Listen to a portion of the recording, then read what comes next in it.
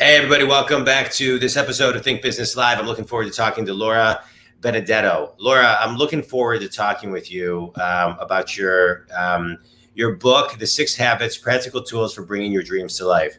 What I think has really come to the forefront of many people is, especially during the pandemic this past year, right? Some will say we're still in a pandemic. Some would say we're kind of in the endemic. It depends on who you talk to. But regardless, I think one of the things people realize is the habits that they need to build are really, really important. The good habits that we build are really, really important. And growing a consistent habit is not always easy. It's sometimes very easy to talk about, difficult in the execution, and so simple, it's complicated. And so I'm looking forward to diving into just the whole talk of habits. So let's kind of break it down fundamentally first. What is a habit? A habit is something you do without thinking, kind of on autopilot. But, lots of people have these beautiful definitions, and there's so many books about habit, and they, really attach it to lots of science and cue, reward, and blah, blah, blah. I try to think of things in really simple bottom line terms. It's something you do without thinking automatically. It just happens. It's like every day you wake up and you put your feet on the floor. You do it the same way every day. You don't think about it. The habit is deeply ingrained. So Yeah. where are we going to go? So so now let's rewind. Let's rewind a little bit. A habit is, doing something without thinking about it. But how do you get to the point where you don't have to think about it? So what are the building blocks of kind of that, let's say, I want to build a habit of waking up at 5:30 in the morning. How do I start? So you have to start building a habit. And by the way, bad habits are built the same way as good ones. Yeah. You have to have a strong inclination and a strong desire for the habit that you're going to acquire. It could be drinking too much. It could be cigarettes. I remember my husband telling me that when he was a teenager, he wanted to be cool. He wanted to hang out with the cool kids, and they all smoked cigarettes. Guess who still smokes cigarettes? So he acquired a habit by deciding it was worth it and then doing a lot of it. And I'm really oversimplifying here, but I'm doing it on purpose because I think that habits are universal to the human experience. So if you want to acquire a good habit or undo a bad one, you have to have a really strong desire, and you need to do it repeatedly, whatever it is. It could be flossing, it could be not smoking and refraining from the urge. It could be, any of the habits that I talk about in my book, like there's mental habits and physical habits, and they all they come from the same place. You have to have a strong desire that is stronger than you being lazy. And then you have to do it repeatedly. So let's talk about the desire. One of my favorite books, I don't know if you've read it, by Stephen Pressfield, is called The War of Arts. It's such a great book, and the book is basically about it defines resistance, and the theory behind it is we resist what we need to do most. And when it comes to habits, I think as a business coach, I see that a lot, right? People know what they need to do, but they resist it. And I think a lot of times what I see is it starts, Laura, with there's so many people that have an all or nothing mindset. So it's kind of like, well, if I can't work out for, I'm just using this as an example. If I can't, like 1 hour of calls or work out for 1 hour, I'm not going to do anything. Versus work out for 5 minutes, make one phone call and just start small and then grow from there. So can you just kind of talk about the formula, but more so the mindset of starting? Yeah, totally. By the way, I don't snore like that. That's my dog. She's small and cute. She's whatever. Anyway, in case you hear my dog's will be barking soon too. So yeah. Nice. Okay. Well, this whole working from home thing has its perks. Yeah. Okay. So, you're right. We self-sabotage all the time because we're very all or nothing. And I think that actually one of the first ways to deconstruct that all or nothing mentality is to just acknowledge that we feel that way. And then just take a minute and sit in the absurdity of it and be like, wow, this is kind of stupid.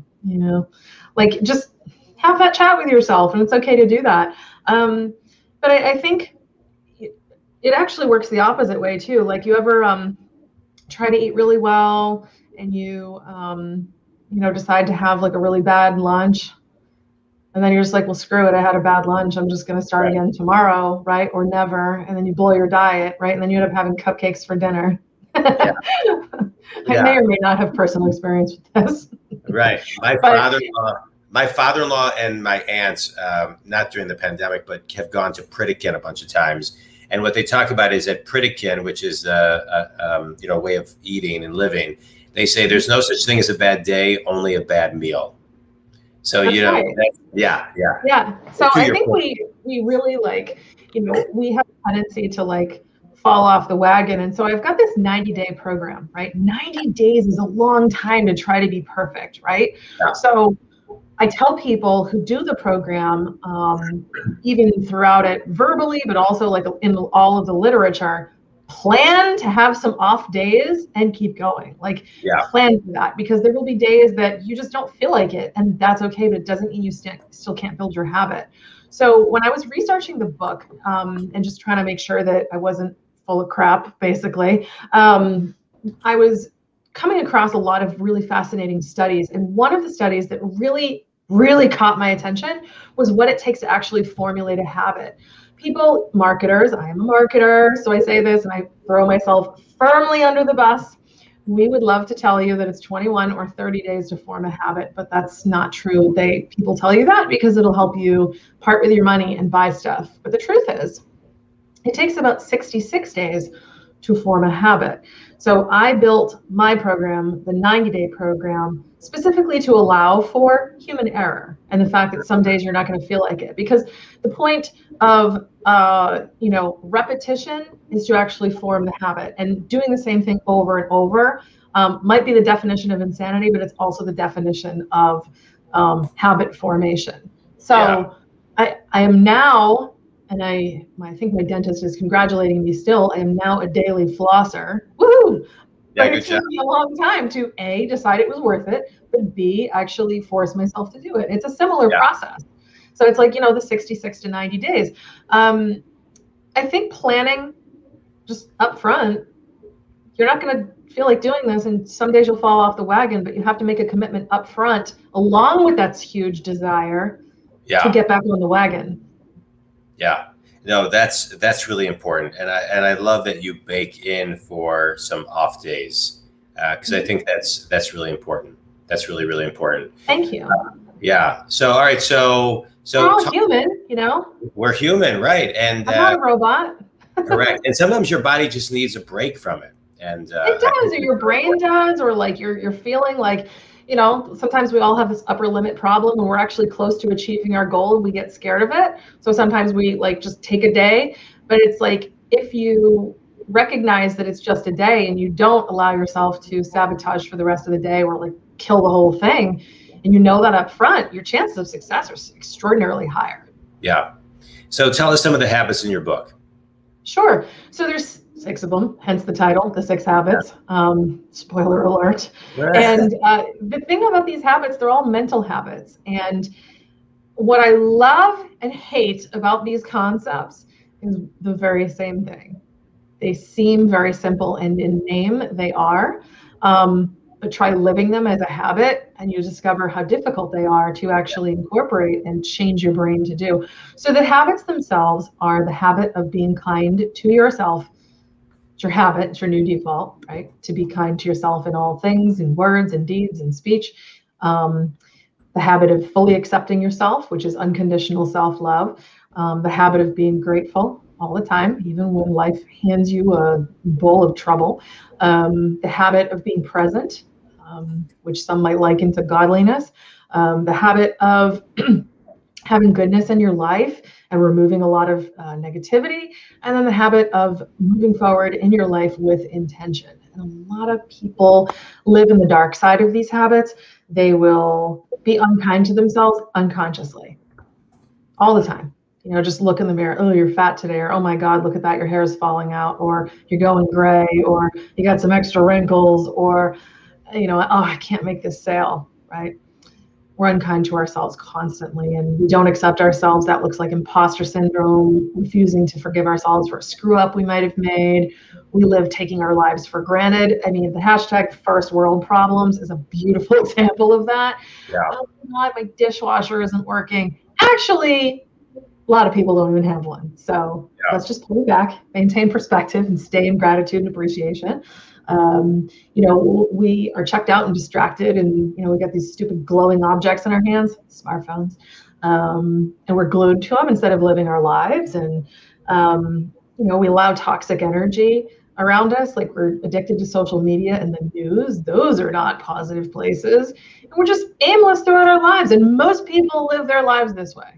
Yeah. Not the ways I've described previously as the 6 habits.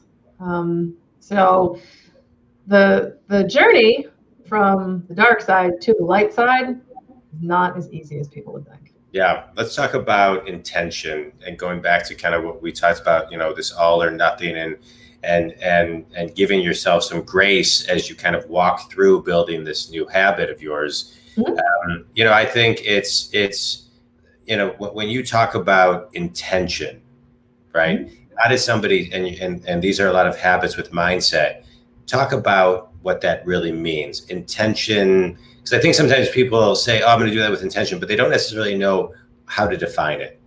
Mm-hmm. Sure. So intention, I know a lot of business people and entrepreneurs listen to your show, and this is probably the best habit you could have picked up on. So good job on that one. Intention is clarity and movement. And a lot of times we are not clear and we don't move forward. We need to know the big picture of why we're doing what we're doing. We need to know the big picture of what we even want. Otherwise, we're just moving for the sake of moving and its momentum. And there's a big difference. And I think, as self-directed individuals, this is our opportunity to ask ourselves, am I moving forward for momentum's sake, or am I moving forward because I have meaning and purpose? Yeah. And meaning and purpose are a big part of intention. Intention is, I intend to have a good day. So you'll do things that line up with that goal. I intend to build a big company. And for today, I simply need to just pick up the phone and make a cold call, even if it bombs. I just need to try. I intend to not be depressed, at least today. So I'm going to get dressed and take a shower. And, intention, I use these kinds of different examples on purpose because, the pandemic has been very difficult on people psychologically, and it's been very difficult for entrepreneurs, and I am one, because first of all, we're self-starters. It's even harder to self-start when the world is on fire and things are weird and we can't sell the way we're used to selling, and we're forced to pivot, like crazy. It's just exhausting. So literally, sometimes it's I want to build an empire. Sometimes it's I got to get dressed. I got to pull myself out of this funk.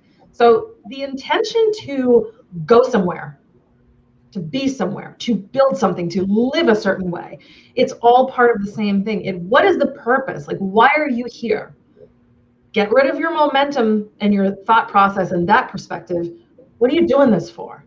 Yeah. Right? The intention concept is around understanding what you're doing, why you're doing it, and moving forward. Yeah. No, totally. And what I'm hearing you say is, and I talk about this a lot as a business coach, is every day isn't going to be a perfect day, and how you have to figure out a way that gets yourself back to center, so you can reset yourself.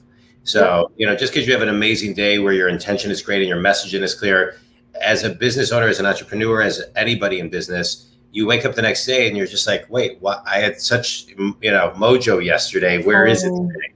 And so I think the habit of figuring out how quickly you can get back to center, which is, you're saying this too, I'm just saying it in another way, and reset yourself is also really, really critical. But it's important to understand what your baseline intention is. So absolutely, so I think what you're talking about, I think is so great. And I think gratitude, I want to kind of jump onto that one for a minute, because I think please do. Can I make a point before we jump over to that? Of course.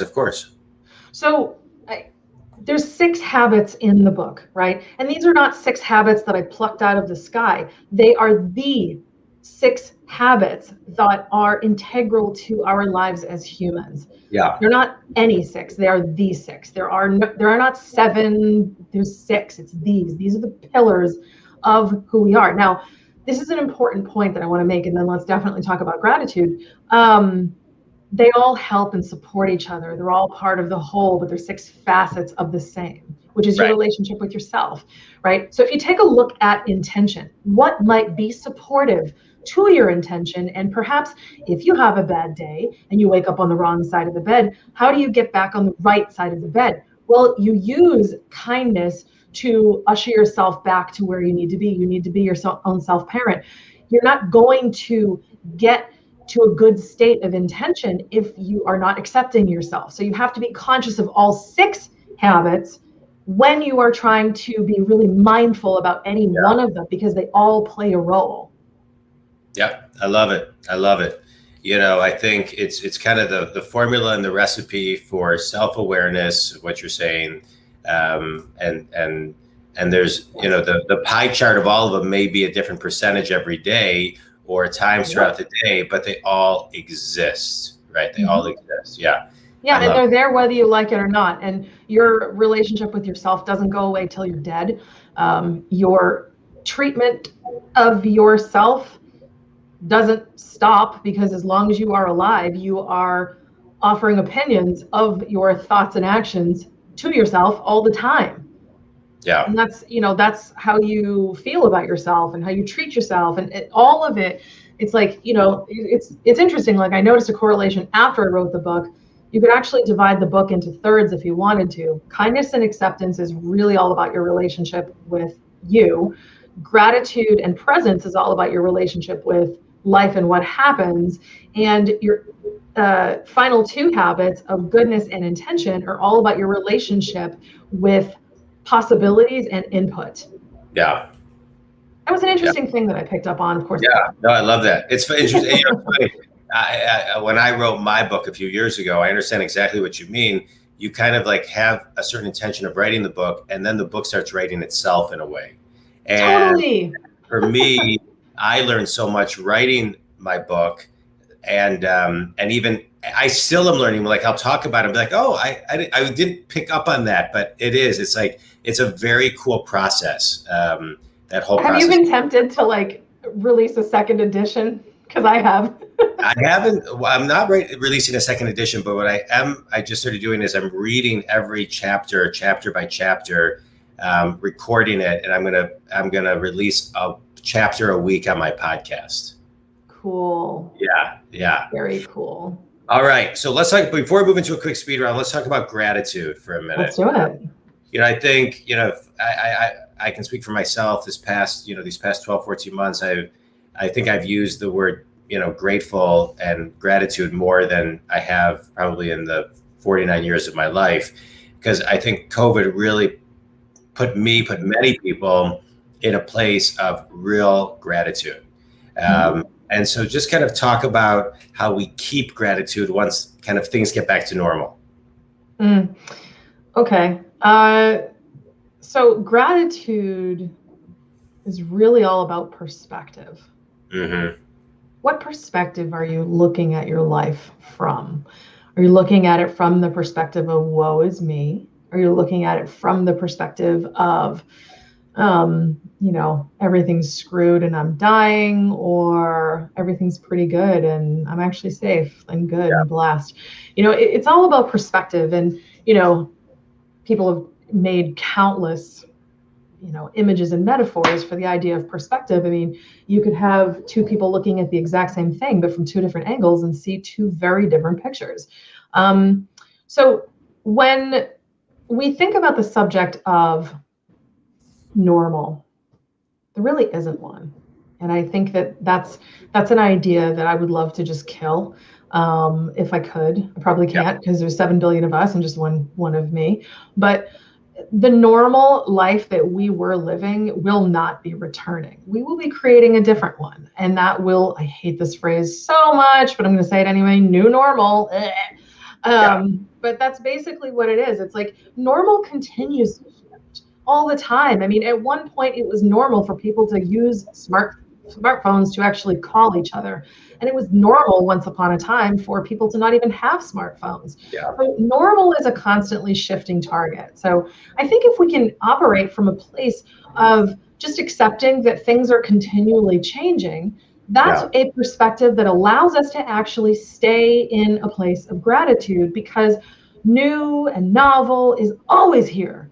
And it's very exciting, terrifying too, but we have an opportunity to deepen our spirituality and realize how truly blessed and loved we are by our creator, whatever you believe in, be it spirit or, God or universe or the Big Bang or whatever. Like, it is really awesome that we're here. And we get to appreciate things like sunlight and friends and Zoom calls, even as tired of them as we are. But the point of gratitude is to maintain proper, helpful perspective. It's not so we can just, mindlessly create a list of 10 things that went right that day. Yeah. And a lot of people do that. To create a perspective of gratitude is to go through something like a miscarriage, which I've done, and look at it through a lens of appreciation. Wow. You know what? I didn't get to hold that child in my arms, but for a couple months there, I loved this little being, and it was mine to love. And I got to do that. And I got to experience the thrill of being pregnant and, have hope in my heart for what it would be like to be a mom. How wonderful. And as much as that sucked for me to go through, look at all that I gained. It was truly a gift as much as it was a loss. This pandemic, I've done so much more socializing this year than I've probably ever done. And I now have friends across the globe. I probably wouldn't have done that if Zoom wasn't as socially acceptable as it is now. This is a beautiful upgrade to normal. Because now people are like, oh, I'm sorry, I'm only going to take a meeting with you if you come to my office. Are you sure? Because I'm going to bring my germs. Are you sure? Well, there's a lot, right? There's a lot of good things. You can see more people, meet more people. It's great. Well, Laura, I love everything that you're talking about. I love the habits. I love how they all wrap into one another. Quick 30-second speed round. You ready? Yes. All right. Favorite book and why? Eat, Pray, Love. Makes me want to travel. Okay. Best piece of wisdom you've ever received? Work your ass off. All right. That's a good one. Finish this sentence. One thing everybody needs to do to start building better habits today is? Stop self-sabotaging and believing that you're not worthy of good. I love it. I love it. I love it. So a couple of things. I just want to recap a couple, great things that you talked about. And most importantly, I just want to kind of highlight, the strong desire that you talked about, right? Everybody really needs to tap into their strong desire, because that, to me, that force and that power that you talk about will drive everybody's change.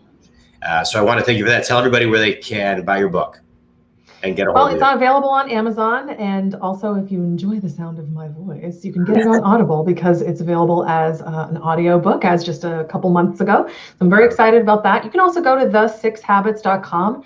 It's the SIX habits.com. You check out the book, the 90-day program, drop me a note and say hello. I'm allergic to social media, so you won't find me there, but go to the6habits.com and let's hang out. All right. I love it. Well, I appreciate you being on the show. Thanks for sharing everything about your book and the 6 habits.